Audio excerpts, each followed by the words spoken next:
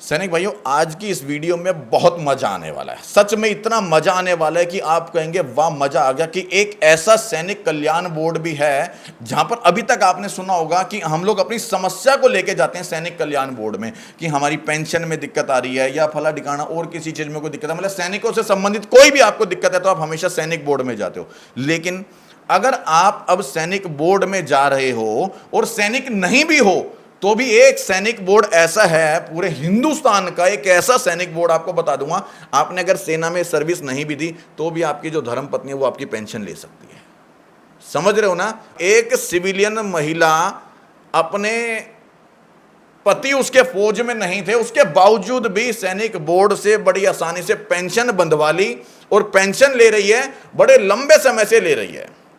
हालांकि गलत तो है, इलीगल है, लेकिन फिर भी मैं कहूंगा यदि आपको इस तरीके की पेंशन अपनी किसी भी धर्म पत्नी की बंधवानी है, या कोई महिला इस वीडियो को देख रही है जिसके पति फौज में भी नहीं थे और फिर भी उसको लगता है कि यार बैठे बैठे अगर पेंशन बंधवानी है ये बता के कि मेरे पति फौज में थे, तो आप आराम से ये काम कर सकते हैं। तो आपको कुछ नहीं करना। हिंदुस्तान का एक ऐसा राज्य है, हालांकि योगी बाबा का राज्य है, आप समझ गए होंगे मैं उत्तर प्रदेश की बात कर रहा हूं, जहां पर भ्रष्टाचार नहीं होता, लेकिन आराम से आपका ये काम हो जाएगा कि आपके घर बैठे बैठे 35 से 40 हज़ार रुपये पेंशन आपकी बंध जाएगी, जिसमें आपको ये दिखा दिया जाएगा कि आपके पति फौज में थे, अब वो शहीद हो गए, लेकिन उसकी जो पेंशन है वो आपकी हो जाएगी। बेशक आप फौजन नहीं हैं तो भी और सिविलियन है तो भी आपकी पेंशन बन जाएगी।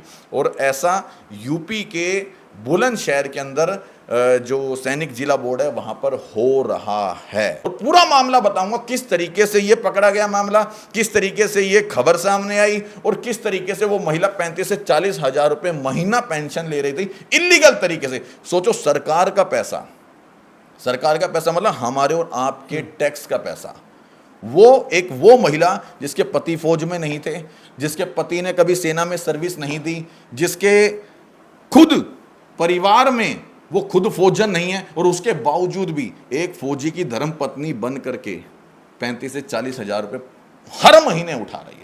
पूरा मामला बड़ा इंटरेस्टिंग है, मजेदार मामला है। किस तरीके से मामला सामने आया मैं बता दूं।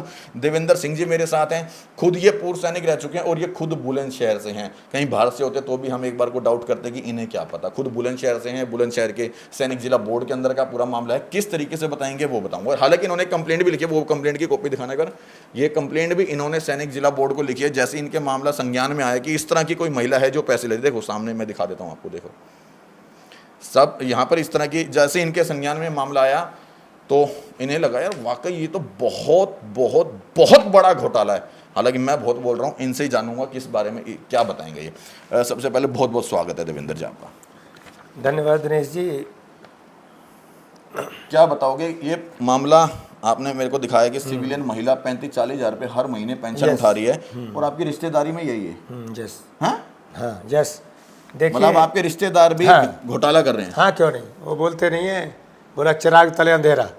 तो वो ये कहावत अभी चरितार्थ जो हो रही है, हाँ, तो जो है इसके बारे में आपको अच्छी तरीके से प्रकाश डालूंगा। अच्छा मुझे एक बात बताओ पहले, हाँ, आपकी रिश्तेदारी में है ये महिला? यस। क्या लगती हैं आपकी? ये मेरी फूफी की देवरानी।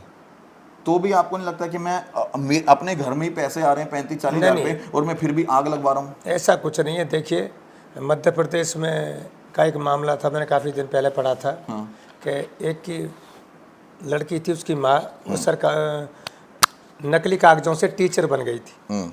तो लड़की जब भी खाना खाती थी तो उसका जो भोजन का टुकड़ा था उसके हलक में नहीं चलता था। तो उसने जाकर खुद अपनी माँ की कंप्लेंट कर दी कि मेरी माँ नकली कागज़ों से शिक्षिका बनी है और जो ऐसे ऐसे बात है। उसके पश्चात क्या होता है कि जो उस बेटी को जिसने अपनी माँ की रिपोर्ट करी थी उसकी नौकरी चली गई, घर से निकाल दिया। वो अपने मामा के घर पे रही काफ़ी दिनों तक। रक्षाबंधन का वक्त आता है, उसके बाद में वो अपने भाई को राखी बांधने जाती है तो उसकी माँ उसको घर में नहीं घुसने देती। फिर वो कोर्ट का सहारा लेके जब अपने भाई को और राखी बांध के आती है। तो हिंदुस्तान में बहुत ऐसे उदाहरण हैं कि जो मतलब आपका जमीर जो है वो अभी तक भी वही सैनिकों वाला है कि मुझे मतलब करना है। अच्छा, इस पूरे घटनाक्रम को जानने से पहले मैं एक दो चीजें और रखूंगा कि आप जो जानकारी दे रहे हो वो 100% सत्य है या बिल्कुल। नहीं, मुझे तो नहीं पता, आपसे पूछ रहा हूं। नहीं, 100% सत्य है। ठीक है। आप किसी दबाव में तो अपने नहीं, विचार नहीं रख रहे? नहीं नहीं, कोई किसी का दबाव नहीं है, कतई स्वतंत्र रूप से। कोई ऐसा तो नहीं कि मैंने आपसे जबरदस्ती कुछ बुलवा रहा हूं? नहीं नहीं, ऐसा कुछ नहीं। अब देख लो, जो ये मैं क्यों पूछ रहा हूं, आप समझ गए होगे अच्छे से कि कुछ एक जो चनिंदा लोग हैं जिनको ये लगता है कि दिनेश गर्ग जो है जबरदस्ती मुंह में शब्द डालता है, जबरदस्ती इंटरव्यू लेता है, या इनसे जबरदस्ती उगलवाता है। ऐसा नहीं है, ये इनके खुद के अपने विचार हैं। अब इसमें सेना के अधिकारियों की बदनामी होने वाली है। मैं फिर बता देना चाहता हूं इस वीडियो के अंदर, क्यों? क्योंकि पूरे सेना के अधिकारियों और कलर की मिली भगत से इतना बड़ा घोटाला हो रहा है। कई करोड़ों रुपए का, कितने का करोड़ का घोटाला बता रहे थे आप? होगा 33-35 साल होगी तो 1.5-2 करोड़ का तो 2 करोड़, 1.5 से 2 करोड़ रुपए का घोटाला। क्या मानते हो कि एक साधारण सा फौजी कर देगा? नहीं। जब तक उसके अंदर बड़े अधिकारियों की मिली भगत नहीं रहेगी, तब तक 1.5 से 2 करोड़ रुपए का घोटाला और 35 से 40 हजार रुपए इलीगल तरीके से एक सिविलियन महिला की पेंशन नहीं बंध सकती। और अगर इस वीडियो को चलाने के बाद किसी सज्जन को लगता है कि ये तो सेना की बदनामी हो रही है, तो बता देना चाहता हूं कि सेना की बदनामी इसमें नहीं है जब हम इस खबर को उजागर करें। सेना की बदनामी जब है जो वो महिला इलीगल तरीके से जिसकी पेंशन उन अधिकारियों ने बांधी है, वो सेना की बदनामी है। ठीक है, बताइए जी। सेना की बदनामी अभी कुछ दिन पहले जो हमारे ईसीएचएस के जो यहाँ पे जो कमांडर साहब थे, उनको भी सीबीआई उठा के ले गई है। 80,000 रुपये उनको रिश्वत लेते हुए रंगे हाथों सीबीआई ने पकड़ा था, जहाँ पे ईसीएचएस में थे। तो बदनामी कुछ है, जो गलत काम करेगा वो फंसेगा, साफ सीधी बात। आपकी मैंने जो पहला इंटरव्यू करे थे, कुछ दिन पहले करे थे, उसमें आपने देखा होगा कि एक कुछ लोग थे जो कह रहे थे जबरदस्ती मैं आपका इंटरव्यू कर रहा हूँ, मैं कहाँ से आपको पकड़ के ले आता हूँ, और इनको अकल नहीं है, ये सेना के अधिकारी, इनको पता ही नहीं। मतलब बहुत सारी ऐसी बातें आपने भी देखी होंगी, एक कमेंट आए थे काफी कमेंट। उस पे क्या कहोगे जो लोग आपके बारे में ऐसा कह रहे थे? नहीं, मैं वही पहले भी कहा था, कुछ तो लोग कहेंगे, लोगों का काम है कहना, लेकिन तकरीबन पूरा एनालिसिस करना चाहिए, सोचना चाहिए, मंथन करना चाहिए, उसके बाद में कोई कमेंट करना चाहिए। वो कह रहे थे कि ये सेना की बदनामी कर रहे हैं अधिकारियों के बारे में, जो आपने सहायक प्रथा के विषय में बोला था, तो कह रहे थे वो सेना की बदनामी कर रहे हो आप, ऐसे कह के। कोई बदनामी नहीं है, जब तक चीज़ें बाहर नहीं आएंगी तो जब तक इस देश का काम चलने वाला नहीं। तो कुछ ऐसी चीज़ें हैं कि वो बाहर आनी चाहिए और इन चीज़ों का खुलासा होना चाहिए, जब इनका कोई समाधान हो सकता है। बाकी तो ये ऐसे हिंदुस्तान में बोलते हैं ना, बोले अरे यार छोड़ो, और हर इंसान छोड़ता रहेगा फिर पकड़ेगा कौन? सारे छोड़ने वाले ही हो गए तो फिर पकड़ेगा कौन? ठीक है, तो वो वाला पैटर्न है। अब जब ये कहा जा रहा था, हालांकि मैं इसके ऊपर बात करूंगा, लेकिन कुछ समय 2 मिनट लगाना चाह रहा हूँ मैं, कि सेना की ये बातें बाहर नहीं आनी चाहिए कि सेना का जवान जो है पोर्ट साफ करता है, जूते पॉलिश करता है, या कुत्ते घुमाता है, घास काटता है, मैडम के कपड़े धोता है, और या अटरम शटरम काम, ये चीजें बाहर नहीं आनी चाहिए। आप इससे कितना सहमत हो? नहीं आनी चाहिए, क्यों नहीं आनी चाहिए? जब कोई काम अनलीगल हो रहा है, अभी ये इतना बड़ा स्टेप उठा गया, ये अनलीगल काम हो रहा है, सरकार को चूना लगाया जा रहा है, चाहे मेरी माँ क्यों ना हो, अगर मेरी माँ भी होती तो मैं उसके खिलाफ भी कार्रवाई करता। ऐसा कुछ नहीं है, वो तो रिश्तेदारी में है। अगर मेरी माँ भी कोई ऐसा कदम उठाएगी, राजस्व को चूना लगाएगी, तो मैं अपनी माँ के खिलाफ भी कदम उठाऊंगा। मैं अन्ना हजारे का चेला हूँ। जनतंत्र 2013 में यहाँ जो जनतंत्र यात्रा हुई थी, अन्ना हजारे जी, बाबा हरदेव, जनरल वीके सिंह, तो बुलंद सर मैंने ही मंच संचालन किया था यहाँ पे। और अन्ना हजारे जी ने एक बात कही थी, बोला मेरे को वो दाना चाहिए, बोला जो ज़मीन में जाके वटवृक्ष बन जाए, मेरे को वो दाना नहीं चाहिए जिसको लोग पीस के खा जाएं। तो मैं तो उस परिपाटी का इंसान हूँ। तो बाकी जो है आगे वो चलता रहेगा, नहीं किसी से डरना है और ना कभी रुकना है। अरे ये मैंने सीखा ही नहीं, ये मेरे डीएनए में नहीं है। ठीक है, तो कुल मिलाकर आपको लगता है कि सेना के अंदर अगर किसी भी तरह की ऐसी कोई बात है जिसमें जवान उसको बाहर आनी चाहिए पक्का, जब इनका समाधान होगा, उसमें कोई कुछ नहीं है, बदनामी नहीं है। किस चीज़ की बदनामी? समस्या का समाधान तो जरूर होगा, जो कुछ चीज़ें बाहर आएंगी। अभी देखिए, आप दूध उबाल रहे हैं, कि एग्जाम्पल देता हूँ, वो जो बाहर निकलता है उसमें पानी के छींटे मारते हैं, उसमें पानी के छींटे नहीं मारेंगे तो फिर वो शांत नहीं होगा, वो पूरा ही बाहर निकल जाएगा। तो हर चीज़ों को रोकने के लिए बहुत ज़रूरी है कुछ चीज़ें। तो इसमें कोई बदनामी का उसका फैक्टर नहीं है, चीज़ें बाहर आनी चाहिए और इनमें सुधार होना चाहिए। ठीक है, अब देखिए, मैं हालांकि उस विषय पे भी मैंने बात कर ली है। और फिर बता दूं, इस वीडियो को शुरू करने से पहले जो ये बात बता रहे हैं कि 1.5 से 2 करोड़ रुपए का जो भी आरोप लगा रहे हैं, उसकी स्वीकृति या उसका प्रमाण मैं और मेरा चैनल नहीं दे रहा है। ये इनके अपने खुद के विचार हैं, किस तरीके से घोटाला हुआ है, क्या हुआ है, वो ये बताएंगे अब। अच्छा बताओ देवेंद्र जी, क्या क्या घोटाला है, क्या पूरा मामला किस तरीके से आपके सामने देखिए, आया? पूरा मामला ये है, मैं देवेंद्र सिंह, तहसील अध्यक्ष, पूर्व सैनिक सेवा परिषद, बुलंदशहर। मैं भैंसरौली नासिरपुर का गाँव, भैंसरौली नासिरपुर मेरा गांव है।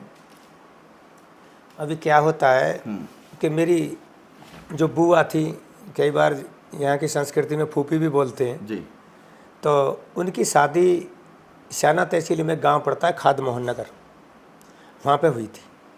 मेरे फूफा जी फौज में थे, उनका नाम स्वर्गीय श्री नेपाल सिंह था। आपके फूफा जी? हाँ, जो हमारे फूफा जी थे जी। वे स्वर्गीय श्री नेपाल सिंह, वो आर्मी में थे। ठीक है अभी क्या होता है कि फूफा जी पेंशन आ जाते हैं, जी। फूफा जी पेंशन आ जाते हैं, गांव में खेती बाड़ी करने लगते हैं। उनके पास 20 बीघे ज़मीन भी थी। ठीक है। अभी फूफी और फूफा के कोई संतान नहीं थी। अच्छा, आपके फूफा जी को? फूफी के, हाँ, अच्छा, बुआ के। हाँ, ठीक है। कोई संतान नहीं थी। हाँ। तो अभी जो है फूफी अचानक बीमार होती हैं, उनको फूफा जी कुछ समय पश्चात जब समय बीत जाता है तो उनको मेरठ एमएच में एडमिट करवाते हैं, लेकिन वो ठीक नहीं होती, उनकी मृत्यु हो जाती। ठीक है।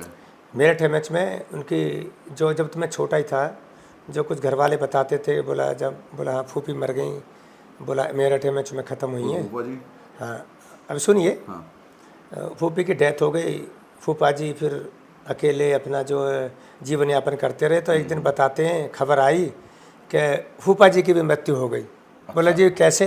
बोला जी रात को पानी लगा रहे थे और जो है वो कुएं में गिर गए। अच्छा। ट्यूबवेल का जो कुआं होता है, हाँ, जिससे पानी खींचते हैं? नहीं, खींचते नहीं है। अच्छा।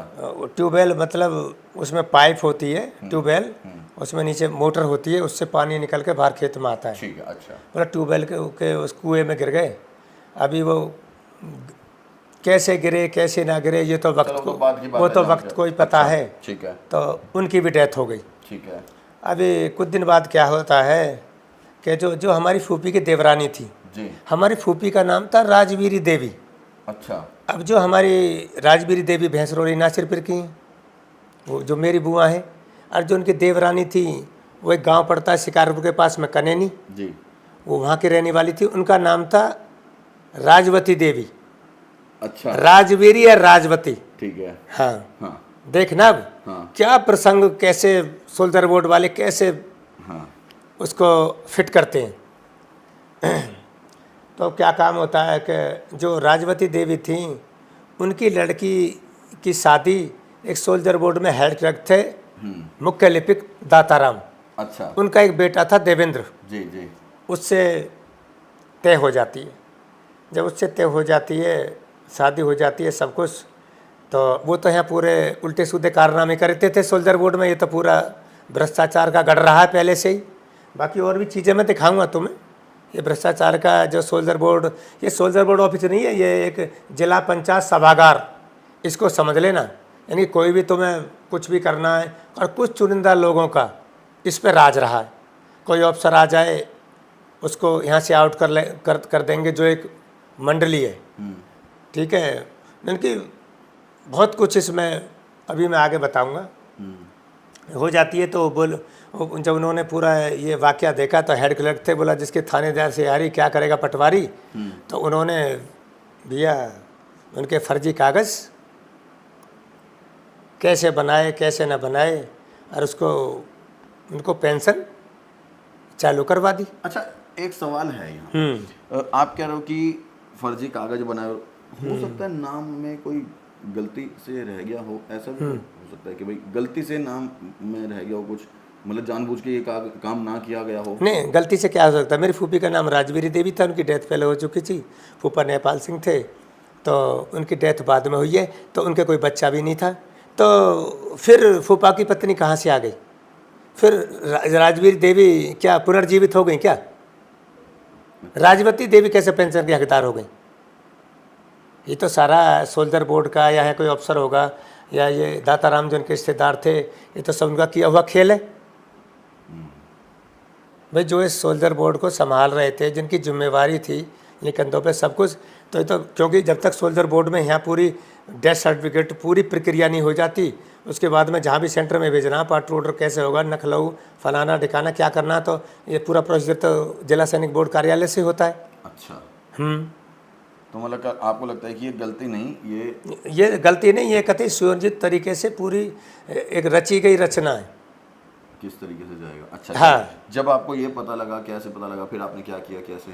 नहीं, अभी तो मेरे को 3 दिन पहले पता चला ठीक है। कि ऐसे ऐसे ये घोटाला हो रहा है, तो मैंने ये RTI डाली है इसका वो लेने के लिए। फिर RTI में भी कई बार झूठी सूचनाएं दे दी जाती हैं, फिर कई क्लॉज दिखाए जाते हैं, हम इसकी जानकारी नहीं दे सकते, उसकी नहीं जानकारी दे सकते। तो मैं हिंदुस्तान को बता देना चाहता हूँ कि अब कुछ सामाजिक प्लस जब से डिजिटल मीडिया आया है, कुछ पैटर्न बदल गए हैं, तो इन चीज़ों का खुलासा करना जरूरी है। नहीं, बहुत कुछ चीज़ें कागजों में ही दबी रह जाती हैं और सीमित रह जाती हैं। बोला क्या हुआ, कैसे हुआ, तो कम से कम देशवासी ये जान सकें कि कैसे कैसे घोटाले होते हैं। आपने जब ये कंप्लेंट जो मैंने देख रहा हूँ ये सैनिक बोर्ड में दी है, जब आपने दी, उनको बताया, तो उन्होंने क्या बोला, क्या कहा आपसे? नहीं, ये मैंने RTI डाली है, और जो बाकी मैंने आज सोल्जर बोर्ड अफसर हैं अपने शर्मा जी, अच्छा, उनको उनको भी कॉल किया था, मैंने बताया भी था, मैंने RTI डाली है। मैं बोला थोड़ा ढंग से जवाब देना, अपना एनालिसिस कर लेना। मैंने उनको बताया भी था फ़ोन करके, क्या चीज़ कि मैंने RTI डाली, ऐसे ऐसे बात है, ये घोटाला हो रहा है आपके सोल्जर बोर्ड में। हाँ। तो RTI का जवाब थोड़ा ढंग से देना।